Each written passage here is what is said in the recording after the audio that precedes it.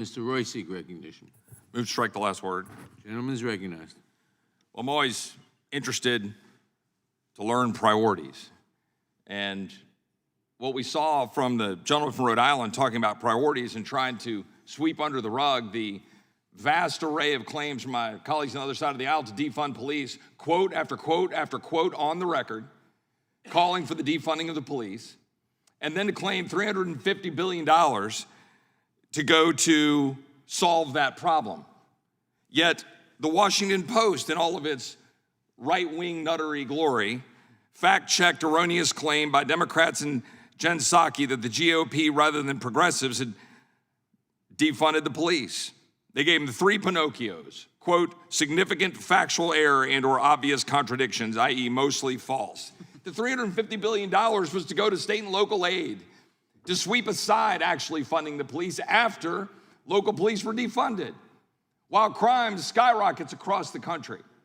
We know this to be true, but you know what, my colleagues on the other side of the aisle, they don't like to talk about those facts. When we had a hearing in here about the heartbeat bill, I said, my colleagues on the other side of the aisle will not mention the word heartbeat the rest of this hearing. Guess what? They didn't, because heartbeat doesn't really help the agenda, talking about a heartbeat, does it? And here, my colleagues on the other side of the aisle don't want to talk about dead Americans. Also, not very helpful to the agenda. 5,000 dead Americans, as my colleague from North Carolina pointed out. None of my colleagues on the other side of the aisle want to talk about those 5,000 dead Americans, do they? Not helpful to the agenda. My colleagues on the side of the aisle don't want to talk about the skyrocketing murder rates in the 12 major cities that broke their homicide records in 2021, all had Democratic mayors. Not helpful for the agenda. My colleagues on the other side of the aisle don't want to talk about victims of crime, that 89% of black victims were killed by black offenders.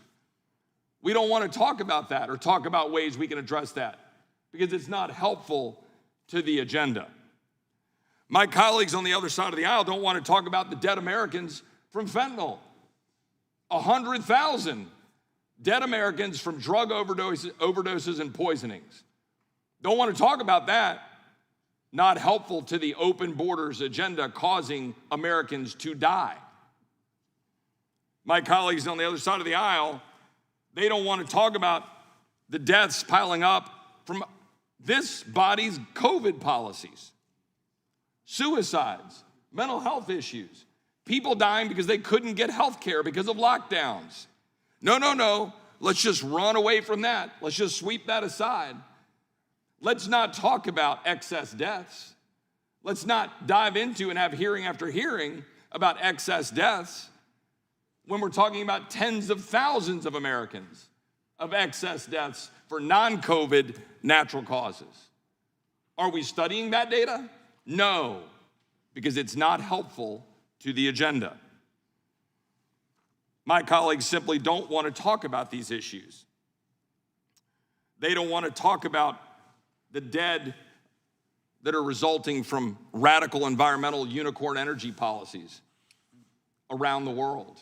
We're seeing play out in real time because my colleagues on the other side of the aisle are so committed to their radical leftist environmental energy agenda that they want to bury their head in the sand as to what's actually happening when you don't drill for American oil and gas and have a strong position in the world to ensure that we've got energy abundance to make sure that we're secure, free, and have the energy we need. No, that's not helpful to the agenda.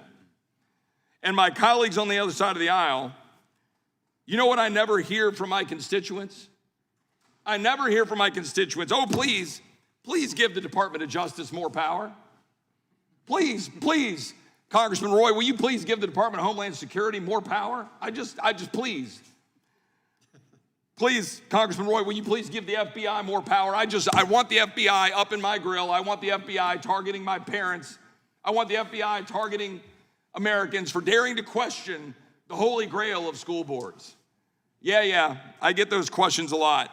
And I would just point out in closing, following up with Mr. Jordan's points, the FBI's counterterrorism criminal divisions created a threat tag, EDU officials to track instances of related threats according to the email from a whistleblower. The purpose of the threat tag is to help scope this threat on a national level and provide an opportunity for analysis of the threat picture for effective engagement with law enforcement. That's what this bill would do. It would empower federal bureaucrats, federal authorities to go after the American people. And that's why we're opposing it. I yield back. Gentleman yields back. For what purpose does the gentleman from Maryland seek recognition?